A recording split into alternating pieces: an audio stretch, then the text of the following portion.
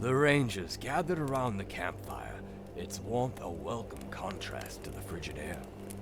Bartholomew, ever eager to examine their spoils, pulled a small, charred object from his pouch. It was a twisted, blackened icon, its surface still faintly glowing with embers. This, he said, holding it up for the group to see, isn't just any treasure. There's dark magic woven into this. Old magic. The kind that makes your skin crawl if you're not careful. He glanced at Mudbud, who was furiously scribbling notes in his scrolls. We'll need time to study it, but this burning icon holds power, more than gold ever could. Yankovic leaned on his bow, eyes scanning the shadows as if still expecting an attack. Mutated trolls. They've been touched by something dark, and those blood-marked berserkers, they fought like they had nothing to lose. It wasn't just madness, it was devotion. To what, though? He shook his head. Something bigger is at play here. Chuma, who had been silent until now, crouched by the fire, his face grim. These berserkers bore marks of a demon. I've seen similar symbols in my homeland, on the cliffs where the cursed are buried. The power behind them is not something we can take lightly. Jarkon, resting with his sword by his side, added his voice to the conversation. We fought trolls before, but nothing like these. Those abominations back there should have fallen long before they did. It was almost like something was keeping them alive, driving them forward. The berserkers too. No hesitation, no fear, only death on their minds. He glanced at the fire, the reflection of the flame making his eyes seemingly glow red. This cursed magic feels different than the Shadowdeep. Genevieve, who had been quietly studying the burning icon in Bartholomew's hand, finally spoke. There's more to this than just savage power. These mutations, they don't happen by chance. Magic leaves traces, and this is ancient, darker than anything we've encountered before. It's as though the land itself is warping to something's will.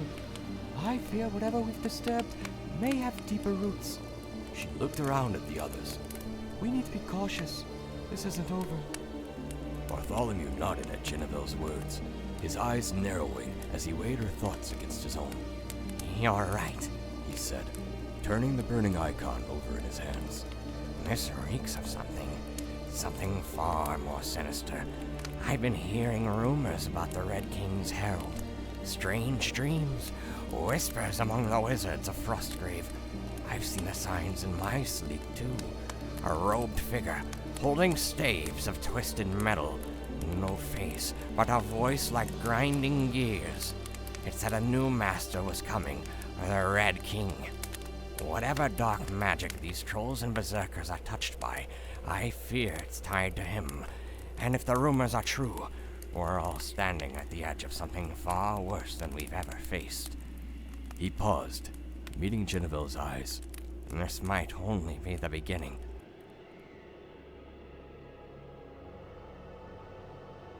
The morning sun barely crested the horizon, casting pale light over the frozen landscape. The cold was biting, even through layers of fur and cloth, and a deep frost clung to everything. The trees, twisted and skeletal, were encased in thin sheets of ice, the branches cracking softly in the wind.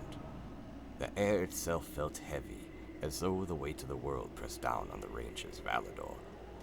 The silence was eerie, broken only by the occasional distant howl of some unseen creature.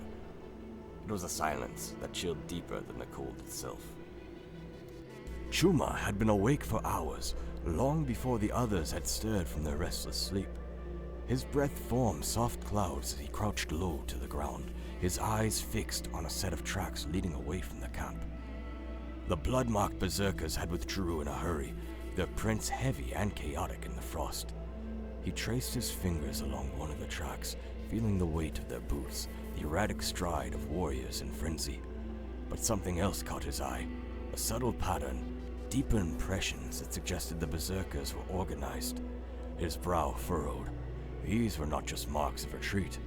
It felt like a guided withdrawal.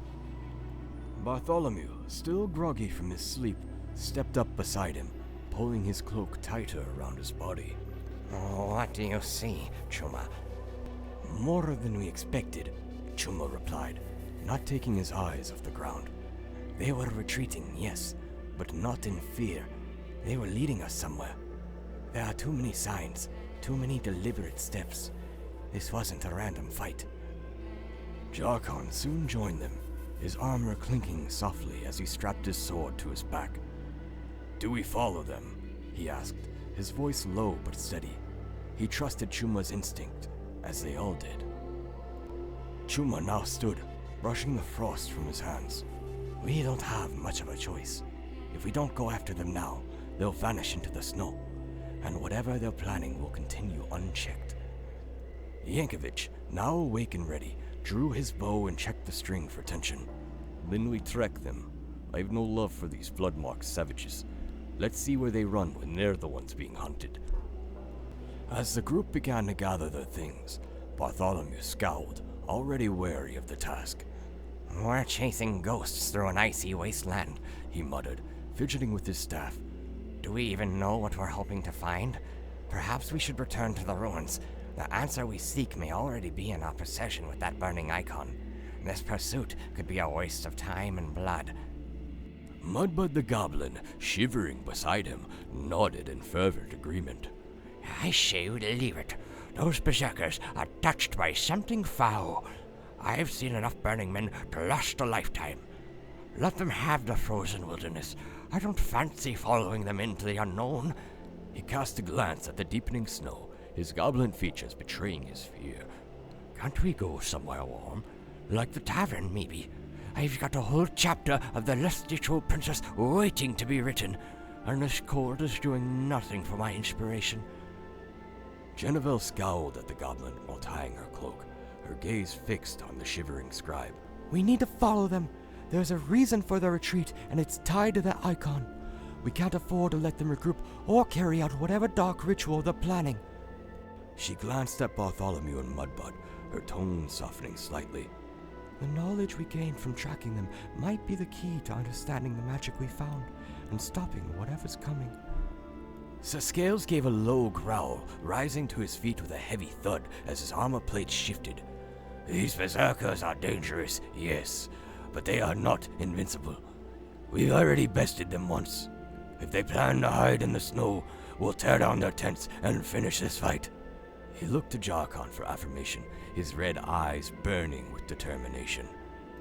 Wolfgang, hand on his hilt and always at the ready, looked at the others, his voice deep and resolute. We cannot let fear guide us, nor can we let them slip away. Every step we take brings us closer to understanding the danger they pose. Hesitation is a luxury we cannot afford. I say we find them and finish this. Jarkon nodded, his face set in a grim resolve. They won't escape us. We'll follow the trail, but we move cautiously. Something bigger is at play here, and we need to know what it is. Pack up. We're moving. Modi, the massive grizzly, padded slowly through the snow, his fur coated in frost. He grunted and shook himself, sending a fine mist of snowflakes into the air. Sniffing the ground near Chuma's feet, he let out a low rumble, as if acknowledging the trail, before turning his head towards the distant wilderness. With a snort, he trudged forward, his powerful frame cutting a path through the deep snow for the others to follow. The rangers broke camp in silence, each preparing for the hunt ahead. Chuma led the way, his keen eyes never leaving the tracks as they wound deeper into the frozen wilderness. They followed the tracks, their breath misting the air as they pressed on into the heart of the unknown. The wind howled around them, whipping up snow that stung their faces and clung to their cloaks. Each step took them farther from the familiar, deeper into the vastness of this icy wasteland. Yet the silence of the snow-covered expanse did little to dull the vivid memories that surfaced among them. Memories of blood-soaked battles, Noel warbands, and the clash of steel against the horrors of the Shadowdeep. Yankovic walked at the front, his sharp eyes scanning the horizon as he recalled that fateful day when they had joined forces with Lord Arklan. The cousin of the king, a towering man draped in their army's green and silver, had led one of the mightiest assaults against the Shadowdeep.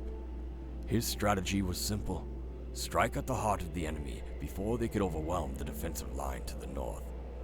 The Rangers had been tasked with ambushing a Gnoll encampment just before the full assault, a mission that had tested their resolve.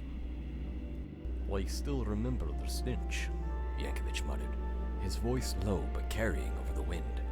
Gnoll camps always reek of blood and filth. We hit them hard that day. Chuma nodded in agreement. That was the day we found Modi, he said quietly, his hand brushing against the fur of the massive beast walking beside him. Modi had been a terror in that battle, corrupted by the Shadowdeep, but still retaining some primal innocence. When Yankovic and Chuma had spotted the great beast chained and wounded in the Gnoll encampment, they'd freed him, and he had rampaged through the enemy ranks, tearing Gnolls limb from limb. We didn't know whether to fight him or run from him, Yankovic added with a grin. But once the chains were off, he seemed to understand who the real enemies were. Behind them, Jarkon, his eyes narrowed in thought, recalled his own part of the battle. While you two were helping Modi, Genevieve and I stormed the command tent, he said.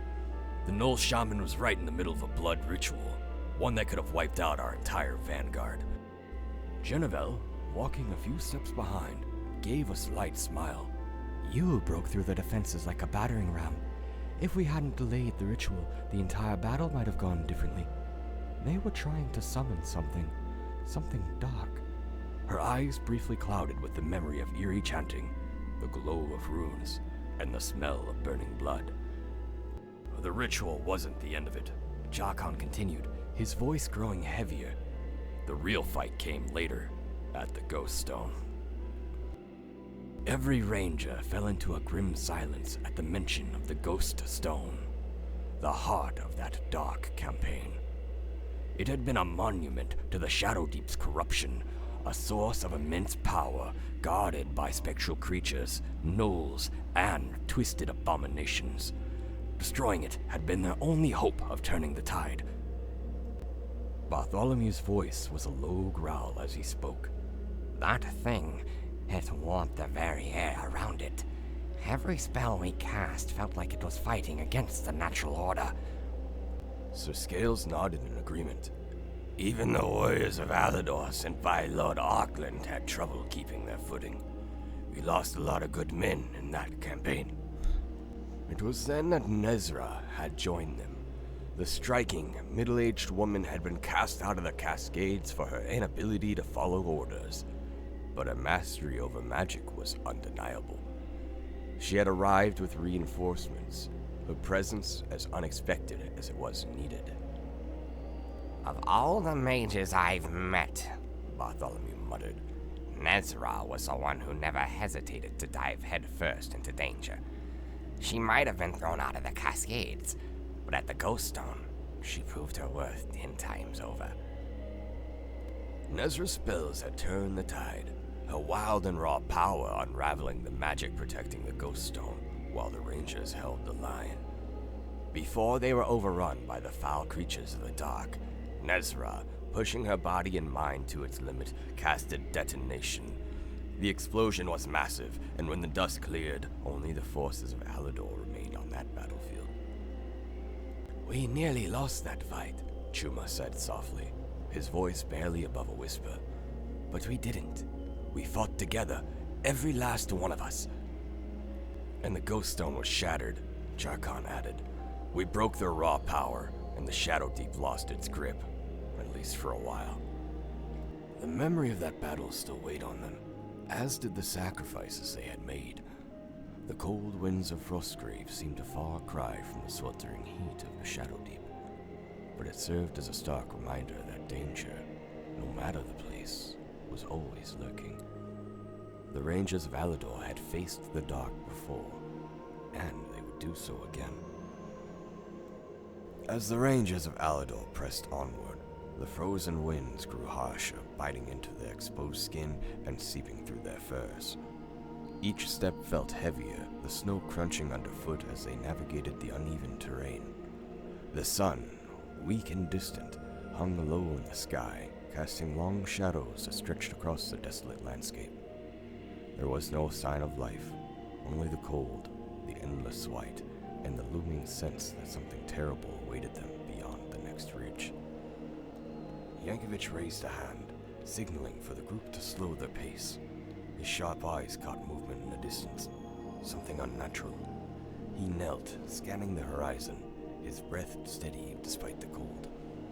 We're close, He whispered, his voice barely audible over the wind. I can feel it. Chuma knelt beside him, his gaze following the direction Yankovic was looking. Tracks, barely visible against the frost, marked the passage of their quarry. The blood-marked berserkers had come this way, and they weren't far now. "The trail ends soon," Chuma said, his voice carrying an edge of tension. "They're just over the ridge." Sir Scales readied his axe, the metal glinting in the pale light as he prepared for the battle to come. "Whatever's waiting for us, we'll be ready." The Rangers exchanged silent glances, each one feeling the weight of the unknown. The air around them seemed to thicken, the tension palpable. Jarkon gripped the hilt of his blade tightly, his eyes fixed on the horizon. "This is it," he said. "One way or another, we'll end this." Together they moved forward, cresting the ridge. As they reached the top, the wind died down, leaving an eerie silence in its wake. And then they saw it.